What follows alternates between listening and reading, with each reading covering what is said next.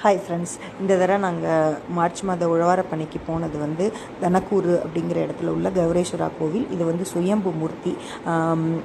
இந்த கோவில் வந்து சோழர்கள் கால கோவில். இது ரொம்ப பழமையான கோவில். 800லேருந்து 2000 வருஷம் பழமைன்னு சொல்கிறாங்க.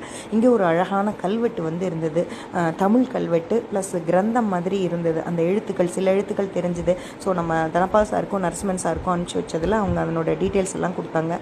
யாருக்கு எப்போ தானம் கொடுத்தாங்க அப்படிங்கிற மாதிரி டீட்டெயில்ஸ் அதில் இருந்தது.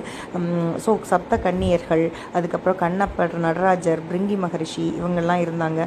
ஸோ கோயிலுக்கு நாங்கள் உள்ளே போயிட்டு வேலை செய்கிறதுக்கான பணிகளை தொடர்ந்தோம். அப்புறம் அடியார்கள்லாம் மேலே ஏறி சுத்தம் பண்ண ஆரம்பித்தாங்க. கோவில் வந்து ரொம்ப சிதிலமடைஞ்சு இருக்குது. கண்டிப்பாக இதுக்கு வந்து ஒரு நல்ல கட்டடம் கட்டி கோவில் வந்து புனரமைக்கணும். கோவிலோட குருக்கள் கிட்ட அதோட ஹிஸ்ட்ரியை பற்றி கேட்டுட்டு இருந்தேன். ஸோ அடியார்கள் எல்லாம் உள்ளுக்குள்ளே கோவில் மணலாக தான் இருக்குது, மண்ணில் தான் தரை இருக்குது. ஸோ வெளியிலையும் நல்ல போக முடியாத அளவுக்கு இதுவாக இருக்குது.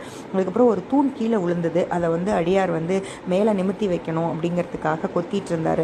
ஸோ அடியார்கள் அத்தனை பேரும் சேர்ந்து அந்த தூணை வந்து நிமித்தி ஒரு அளவுக்கு ஜம்முன்னு வச்சுட்டாங்க. ஸோ ராஜராஜனாக இங்கே பார்த்த மாதிரியே இருந்தது.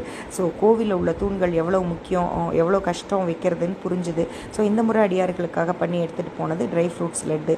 ஸோ எல்லாம் நல்லபடியாக